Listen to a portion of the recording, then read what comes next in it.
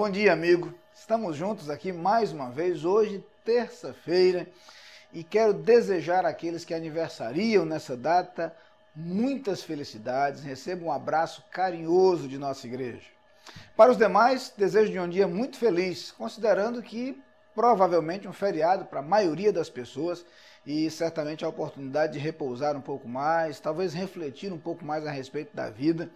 Num feriado que tem um teor religioso e, portanto, não aceitável para todos em sua motivação, mas um feriado que pode ser aproveitado por todos de diferentes formas. Os batistas brasileiros, por exemplo, propõem para o dia de hoje uma grande campanha nacional de evangelização, o Dia da Evangelização dos Brasileiros, e aproveitando aí o tema do dia que, de certa forma, nos encaminha para a ênfase em nossa pátria. Mas hoje é também Dia da Criança. E embora não seja esta a razão do feriado, mas um bom dia para as crianças aproveitarem, curtirem o seu dia. Vai aqui o abraço carinhoso a cada criança que nos assiste. Crianças, vocês conferem ao nosso mundo beleza, alegria e esperança. E é por isso que nós amamos tanto vocês, é por isso que vocês são tão importantes para a nossa vida. E aqui eu me refiro às crianças às quais conhecemos e que estão ligadas por laços familiares, mas a todas as crianças do Brasil, onde quer que estejam, que este dia seja um dia muito feliz, que o seu futuro seja guiado por Deus. Mas o tema de nosso estudo na manhã de hoje nos leva de volta ao livro dos Provérbios, que tem nos acompanhado em tantas manhãs, e quero começar a estudar agora o capítulo 21 do livro dos Provérbios. Quero ler com você nessa manhã o versículo 2, que diz o seguinte: todo o caminho do homem é reto aos seus próprios olhos, mas o Senhor sonda os corações.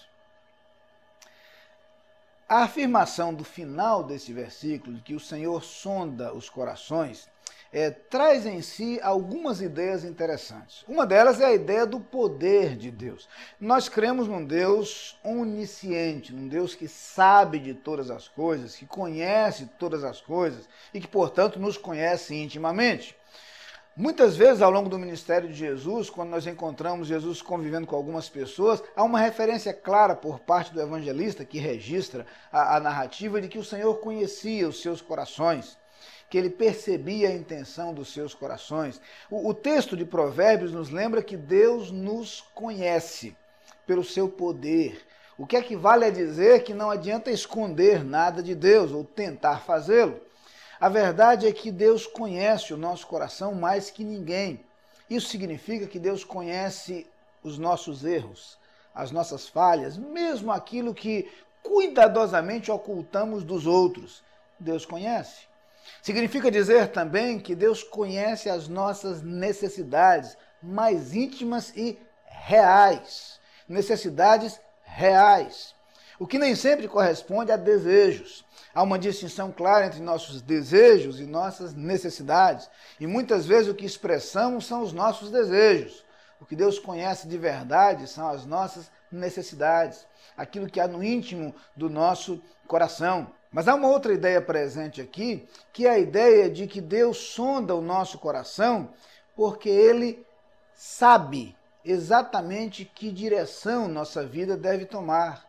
A ideia de que Deus avalia os nossos pensamentos, Deus avalia as nossas intenções, Deus sabe quais são nossos desejos e qual é nossa motivação. Perceba então que nós temos não apenas o conceito de um Deus que pode todas as coisas, de um Deus que conhece nosso íntimo, mas um Deus também que avalia as nossas intenções. E essa é a principal preocupação do autor deste provérbio. Por isso o provérbio lembra que à nossa vista, o nosso olhar, todos os nossos planos são perfeitos. Dificilmente nós nos avaliamos como estando errados. Pelo contrário, nós nos empenhamos em justificar o que nós fazemos, em justificar o que nós pensamos, em justificar as nossas decisões. Não é assim? Nós estamos muitas vezes empenhados em acreditar que estamos certos e em convencer os outros de que estamos certos. A ideia do autor desse texto é que nós deveríamos submeter a Deus os nossos pensamentos, as nossas intenções, as nossas decisões e as nossas ações. Exatamente porque Deus nos conhece. Exatamente porque Deus sabe quem somos. E Deus tem a capacidade e o desejo de avaliar os nossos pensamentos e projetos para considerá-los à luz da sua sabedoria. É bem verdade que muitas vezes cometemos erros porque nos baseamos em nossas próprias convicções. Muitas vezes cometemos erros porque nos baseamos em nossos próprios desejos e pela impressão de que estamos certos. O texto quer nos dizer que vale a pena submeter a Deus aquilo que vai em nossa mente e em nosso coração. Vale a pena submeter a Deus os nossos projetos, os nossos planos. O Deus que é poderoso e amoroso o suficiente para nos orientar, para nos dirigir, para conduzir os nossos passos em direção ao melhor. É o Deus que está pronto a nos ouvir. É o Deus que está pronto a nos atender. É o Deus diante de quem vale a pena curvar a nossa face, dobrar os nossos joelhos e abrir o nosso coração para conversar com Ele, para expor aquilo que vai no nosso íntimo e para dizer quais são os nossos desejos, nossas aspirações, nossas expectativas. Colocar diante dele, submeter-lhe nossas decisões, para que ele nos ajude a acertar, a direcionar o nosso caminho em conformidade com a sua vontade, com o seu projeto. E o apóstolo Paulo nos lembra que a vontade de Deus é boa, agradável e perfeita. Por que, portanto, estar apegados à nossa vontade e deixar de ouvir a voz de Deus, cuja vontade é boa, agradável e perfeita? A recomendação que quero lhe transmitir na manhã de hoje, à luz do que esse texto nos propõe, é que você submeta a Deus aquilo que vai no seu coração e, em particular, os seus projetos, para que Deus o oriente em suas decisões. Vamos orar?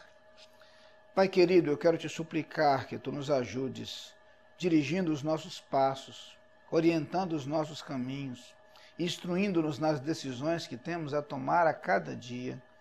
Tu que conheces o nosso coração e tu que sabes todas as coisas, tu que nos amas de verdade e te preocupas conosco, ó Pai, eu te suplico, ajuda-nos a acertar em nossos passos, em nossos planos e em nossas decisões. Abençoa cada um daqueles que nos assistem neste instante, a nossa súplica, no nome de Jesus Cristo, teu Filho. Amém.